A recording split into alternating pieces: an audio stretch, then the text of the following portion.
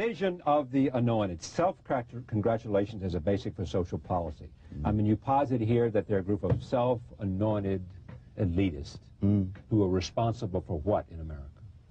Well, for much of the social policy of the past 30 years and for the disastrous consequences that have followed from those policies. And who are these people? Well, there would be people in the media, in the academic world, and in politics, particularly those who believe that third parties can make better decisions than people can make for themselves, and particularly when they are those third parties. I think most people who have not been in the academic world would have to see the academics in action to realize how deeply they believe this.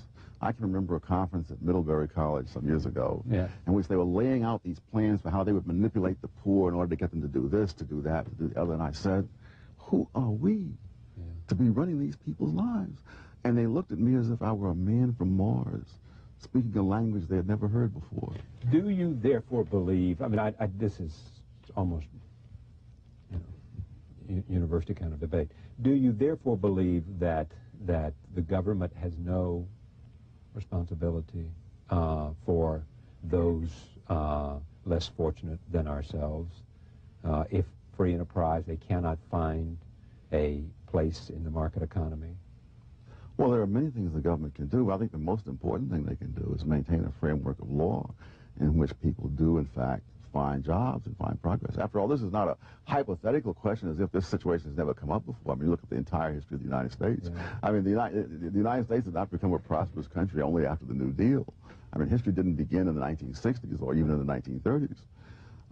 And you look at the history of blacks, for that matter, that blacks have come a very long way, long before the first civil rights law was passed in the 1960s. In fact, in the 5 years prior to the Civil Rights Act of 1964, blacks rose into professional and similar occupations to a greater extent than in the 5 years afterwards. So you would have, even if you look back now, as an economist and in some ways as a historian, at the civil rights legislation that was passed in 64, 65, and through the Great Society, you, in terms of voting rights as well, you would say those laws, those civil rights laws were unnecessary and counterproductive? Oh, no. You had to get rid of the Jim Crow system. You had to have voting rights and so on. But I remember back in 1964 writing to a friend, as the Civil Rights Act of 64 was being fought out in Congress, that I hoped this law would pass with absolutely no crippling amendments, exactly as it was written, because, among other things, they had some good things in it, was one reason, but the other reason was that I was convinced that it would not have the effect that they thought it would have, and that what I assumed, very incorrectly, was that once people saw that, yes, this would break down the Jim Crow system, it would not cause any dramatic improvement in the economic condition of black people, and that people would then say, no, now we have to turn to something else in order to do that. And I was completely wrong about that, when it didn't produce that result, they said, well, that just shows we need more of the same. Which is the old argument. We try policy X and it absolutely goes nowhere. We need stronger policy X. This argument has been, I'm sure, voiced to you before. Clarence Thomas benefited from affirmative action. Who said so? Clarence Thomas says so, I bet. No. He doesn't? No, he does not. Clarence Thomas does not say that affirmative action programs helped him in terms of the educational opportunities he received. He's never said it to me. Do you think he would say no to that question? He might well. For one thing, my understanding, and I haven't researched it, my understanding is that he was admitted to college the year before they began their affirmative action program. I don't know his answer. And what the program did was to delegitimize what he had done. That he was a man with an outstanding academic record. Right.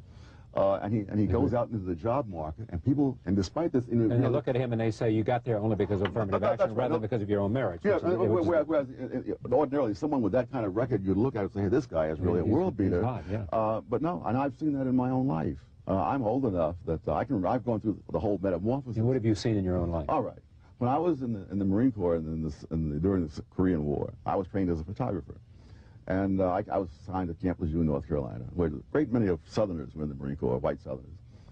And in that barracks, whenever somebody had a photographic problem, his camera wasn't working, his pictures didn't come out right, and so forth, they would come to me. I was astonished that the biggest redneck in the barracks would come to me to ask me, and there were all these white photographers. To fix my camera. Yeah, you see, why is this? And I finally figured it out. They said, if this guy is black and he's a photographer, he must be some photographer, Now, when I started teaching in the early 1960s at Douglas College, I read up on all the stuff about new teachers, you see, and how it's hard to get the respect of the students, particularly if you're not much older than they are, and I looked younger than I was. And so I worried about that, you see, and I walked in that room the first day, and there was instant respect. And you know, it sort of took me aback. And I realized, no, they're saying, look, this guy, I was the first black male to teach there. This guy must be something else, you know. Go forward now, 10 years. By this time, I've completed my degree. I've written my books, journal articles, all the whole thing. I'm now teaching at UCLA, and students will come up to me at the end of the term. They'll say how much they like the course and all that. And somewhere in the course of that, there'll be a slip up, and they'll let it out that they were quite surprised that the course was as good as it was. And one of the things that struck me even before the end of the term, one kid came to me one day, and he had a passage in the book he was having trouble with. And he said, "Can you tell me what this means?" I explained to him what that passage meant. He said, "Are you sure?" And I said, "Yes, I wrote the textbook." And he looked on the front, and he's really embarrassed. You know? But this is what affirmative action has done, you see.